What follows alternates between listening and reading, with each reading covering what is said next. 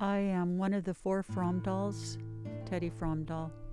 And I am Tim Fromdahl.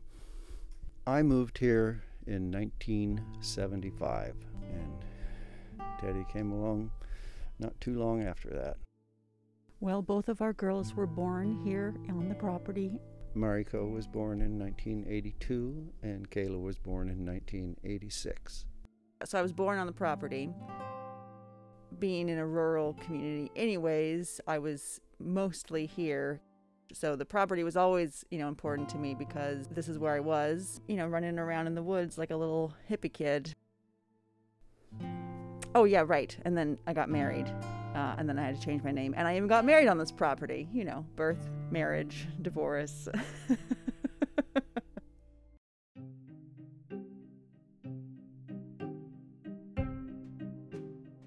I'll start with the day before, which was Labor Day.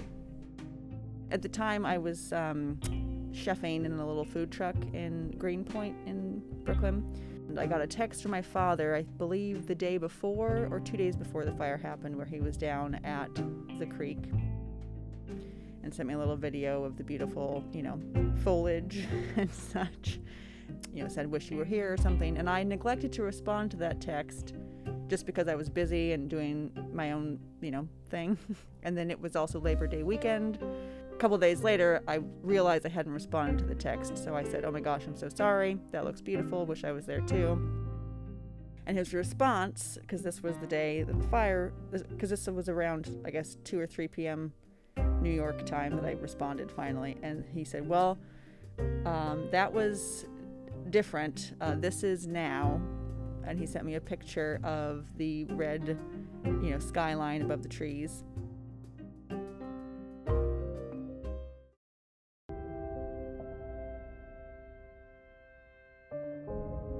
It was more than surreal to enter the area, and even though you had been told and seen pictures of the loss and the devastation, you can't know it till you plant your feet on the property and feel it. You don't know. And almost to a person, everybody who comes cries.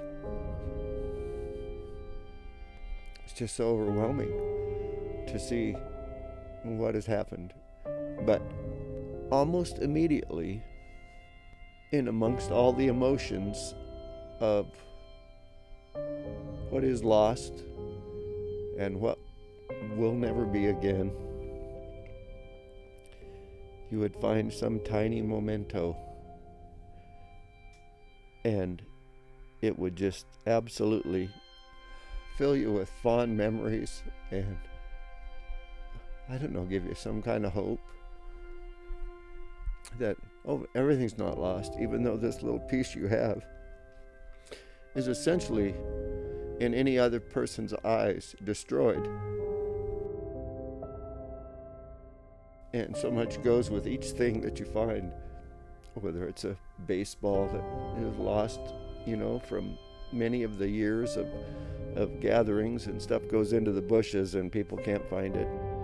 And we saw that all the vehicles had made it, and the guitars had made it, and that John Prine book, Beyond Words, had made it, and the field meadow had made it, and the garden. And what was deeply touching was, even though there was such a devastation, the basic needs had survived. Our family had survived, the field meadow had survived, and the field meadow has been like a savings grace, a hub, just to work through the shock and the grief of the devastation that claimed approximately 132,000 acres in the whole Archie Creek fire.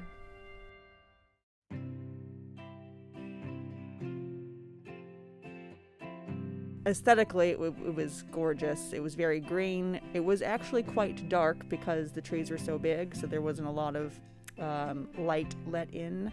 Lots of undergrowth. And then, of course, we have our little field area that was, the sort of escape to the sun down by the creek. It's the greenest, most, fertile spot that that somehow magically survived the fire.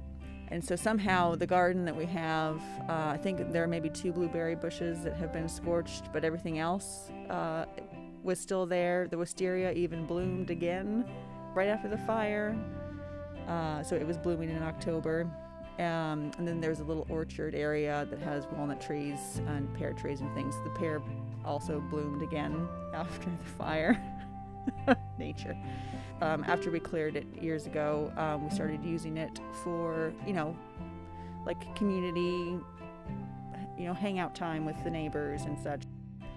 Started many years ago, an annual play day in the meadow, and established, a small baseball field down there that we would have many friends, and sometimes they would bring their other friends and have this wonderful gathering. And because of these various friendships, then there was an international component that began. Some friends of ours were the sponsors or the hosts of a Japanese student exchange. There'd be up to like 100, over 100, and they just had such a blast. And so when the fire had occurred and they had heard about that, there was a lot of sadness that came from these students in Japan.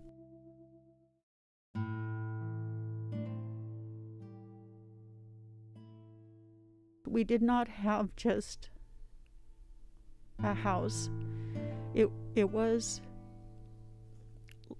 a layered sanctuary of so many love sharings.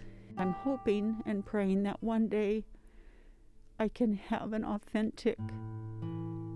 truly authentic healing with this profound grief of loss that, on the one hand, it has been a blessing of a learning because it has helped me understand the profound depths of what loss really is. You don't get to go back to where you were. You don't get to rebuild in that sense. You are rebuilding something that's all new, other than the energy and we still live on the end of a dead-end road that has 2 creeks and a meadow that survived.